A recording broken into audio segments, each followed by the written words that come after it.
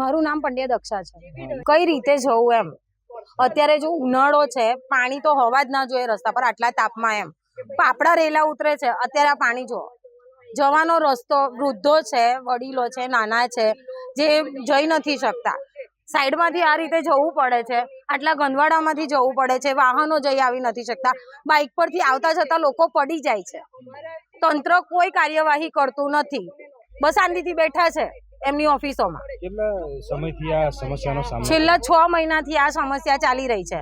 અમે કાર્યવાહી આગળ આપી છે, એમને નોટિસ આપી છે, એમને અરજીઓ આપી છે, જઈને રૂબરૂમાં રજૂઆતો કરી છે, પણ કોઈ કાર્યવાહી તંત્રને કરવી નથી। ઇલેક્શન આવે છે, એ લોકો વોટિંગ માટે પણ આવે છે, અમે દર વખતે વોટ પણ આપીએ જ છીએ, બરાબર છે, પણ વોટ આપીને અમે ચૂંટીને અમે એમને જે પોસ્ટ પર લાવીએ છીએ અમારા સેવા માટે, અમારા કામ માટે, સરકાર એમને ઉપરથી આપે જ છે, પૈસા પણ આપે છે, જે આગળ કાર્યવાહી કરવા માટે કે રોડ બનાવવા માટે, ગટરની લાઈન માટે આગળથી તો આવે જ છે ભંડોળ, પણ આમને કશું કરવું નથી તો કેમ નથી કરતા? તમારે કરવું જોઈએ ને। તમને જે સીટ પર ચૂંટીને લાવીએ છે એ સીટ પર તમને બેસવાનો કોઈ અધિકાર જ નથી, એમ કોઈ હક જ નથી। તમે કયા હકથી બેસો છો?